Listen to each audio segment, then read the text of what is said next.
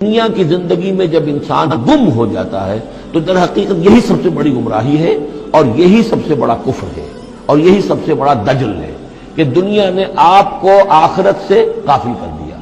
دنیا نے آپ کو اللہ سے غافل کر دیا۔ یہ دنیا اور اس کی چمک دمک سے آپ اتنے متاثر ہوئے، گرویدہ ہوئے اور اس عروس ہزار داماد کے ایسے عاشق ہوئے کہ آپ اللہ کو بھول گئے۔ یہ دجل ہے، اصل دجالیت یہ ہے۔ قل هل ننبئکم بالاخسرین اعمالا، کہیے ان سے کیا ہم تمہیں بتائیں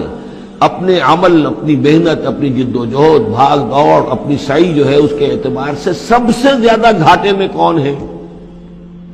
محنت تو ہر ایک کر رہا ہے،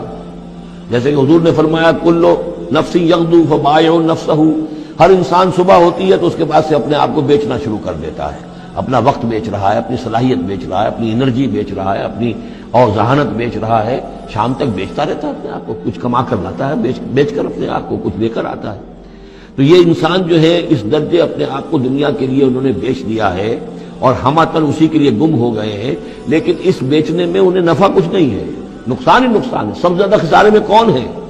الذین ضل سعیہم فی الحیات الدنیا،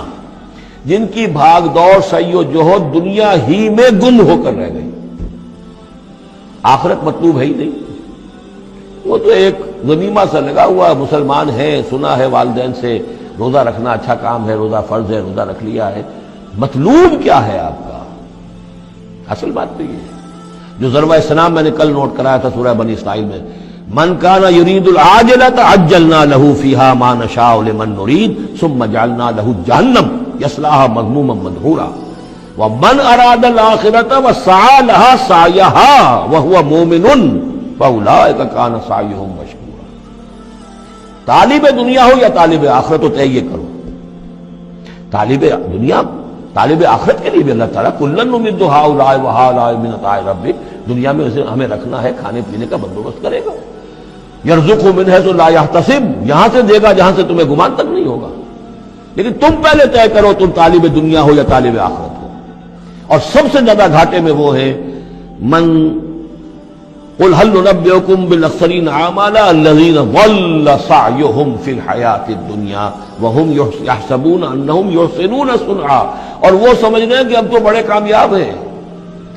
میری ایک فیکٹری تھی اب میرے 3 مل لگ چکے ہیں، میں نے فلاں یہ تھا میں نے اب اتنی جائیداد بنا لی ہے، میرے اتنے ایسٹس تھے اور سال بسال گنتی کر کے ہم تو کامیاب ہو رہے ہیں۔